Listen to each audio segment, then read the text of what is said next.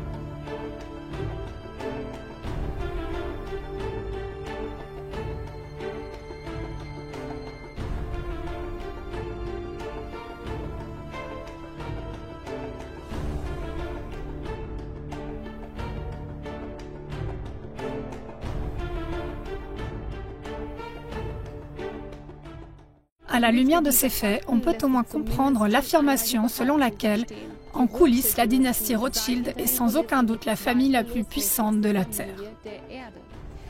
Leur richesse estimée s'élèverait à 500 billions de dollars. Aucun être humain ne peut rationnellement comprendre ce chiffre, car 1 billion est égal à 1 million de fois 1 million.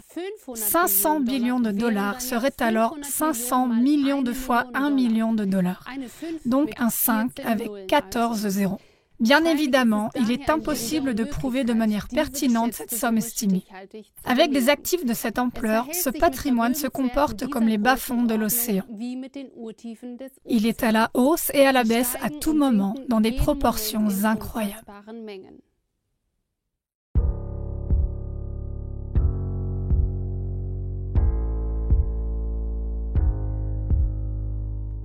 La Federal Reserve Bank et l'Internal Revenue Service, IRS.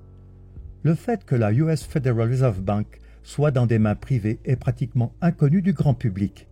De même, le grand public ignore que la Fed se trouve sur un terrain qui lui appartient et qu'elle est protégée par les lois américaines. Cette société privée imprime l'argent pour le gouvernement américain, qui lui verse des intérêts pour cette faveur. La Fed est à son tour contrôlée par les dynasties Rothschild, Rockefeller et Morgan. L'ensemble des États-Unis est donc endetté envers la Fed. En outre, la plupart des personnes vivant aux États-Unis n'ont aucune idée que l'Internal Revenue Service, IRS, est une autorité étrangère. Plus précisément, l'IRS est une société étrangère privée du Fonds monétaire international, FMI, et elle est l'armée privée de la Federal Reserve Bank, Fed. Son objectif principal est de garantir que les Américains payent leurs impôts et soient tous de bons petits esclaves. En 1835, le président américain Andrew Jackson a déclaré son mépris pour les banquiers internationaux. « Vous êtes une fosse pleine de serpents et de voleurs. J'ai décidé de vous exterminer. Par Dieu Tout-Puissant, je vais vous exterminer. » Si seulement les gens comprenaient l'injustice abominable de notre système monétaire et bancaire, nous aurions une révolution avant demain matin. Il s'en est suivi une tentative ratée d'attentat contre le président Jackson. Jackson avait dit à son vice-président, Martin Van Buren, « La banque, M. Van Buren, essaie de me tuer. » Ce sera le prélude d'une série d'intrigues qui marqueront la Maison-Blanche pendant encore des décennies. Les présidents américains Lincoln et John F. Kennedy ont tous deux été assassinés dans leur tentative de libérer le pays des banksters. Les mégabanques du monde. Il y a deux mégabanques qui offrent des prêts à tous les pays du monde, la Banque mondiale et le FMI. La première est détenue conjointement par les plus grandes familles de banquiers du monde, les Rothschild en tête, tandis que la seconde est entièrement détenue par les Rothschild.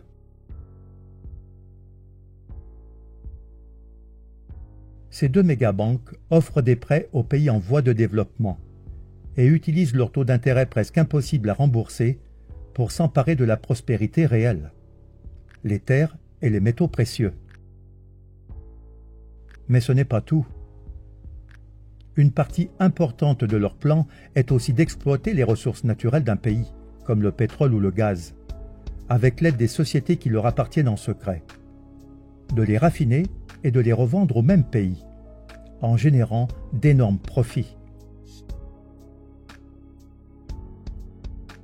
Mais pour que ces entreprises puissent fonctionner de manière optimale, elles ont besoin d'une infrastructure solide, qui manque généralement dans les pays dits en développement. Ainsi, les banksters, qui offrent eux-mêmes des prêts presque impossibles à rembourser, s'assurent à l'avance que la majeure partie de l'argent soit investie, vous l'avez deviné, dans des infrastructures. Ces négociations sont menées par des tueurs économiques, qui réussissent en payant à ceux qui peuvent vendre leurs terres une jolie rétribution, c'est-à-dire un pot de vin, ou sinon en les menaçant de mort. Pour plus d'informations à ce sujet, on peut lire le livre Bekenntnisse eines Ökonomik Hitman, en français Les aveux d'un tueur économique. L'une des banques qui contrôle tout, la Banque des règlements internationaux, BRI, dont le siège est à Bâle, est manifestement contrôlée par les Rothschild, et son surnom est la Tour de Bâle. Le vrai pouvoir des Rothschild va bien au-delà de l'empire bancaire. Si vous n'avez pas encore été étonné par la puissance des Rothschild, et vous l'êtes certainement, veuillez noter qu'ils sont derrière toutes les guerres depuis Napoléon. C'est le cas depuis qu'ils ont découvert à quel point il est rentable de financer les deux parties d'une guerre, et depuis lors, ils le font tout le temps.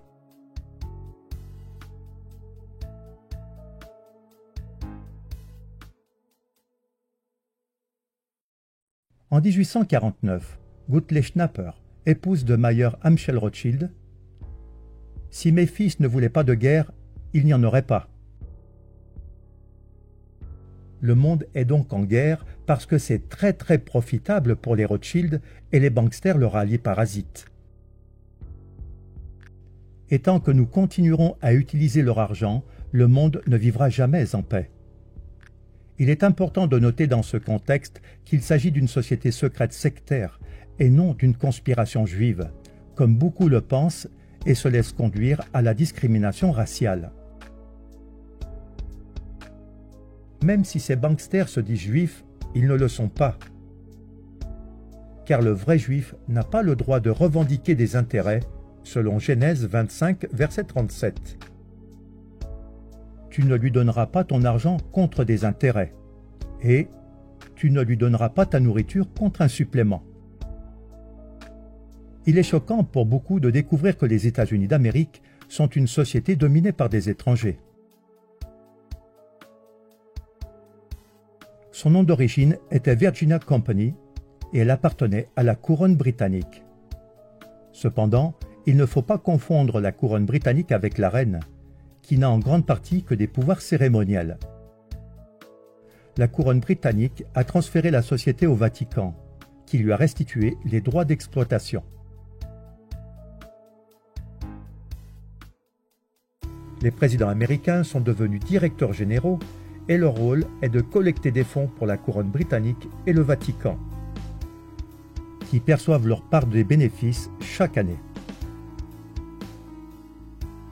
La couronne britannique gouverne secrètement le monde à partir d'un État indépendant et souverain de 2,9 km², connu sous le nom de City of London. Cette autre couronne est constituée d'un comité de 12 banques dirigées par la Banque d'Angleterre.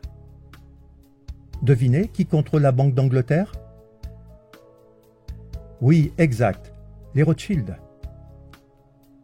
En 1815, Nathan Mayer Rothschild fit la déclaration suivante. Je ne me préoccupe pas de savoir quelle marionnette est placée sur le trône d'Angleterre, le royaume où le soleil ne se couche jamais. L'homme qui contrôle la masse monétaire britannique contrôle l'Empire britannique. Et je contrôle la masse monétaire britannique. Ce n'est donc pas une simple théorie de conspiration, mais la maison Rothschild se trouve en fait au sommet de la pyramide du pouvoir. Si l'on fait des recherches approfondies, on découvre qu'ils sont le cerveau du nouvel ordre mondial et qu'ils dominent complètement d'un agenda mondial. Ils sont derrière l'Union européenne et l'euro, et ils sont derrière l'idée de l'Union nord-américaine et de la monnaie améro. Ils contrôlent tous les services secrets du monde, et leur armée privée est l'OTAN.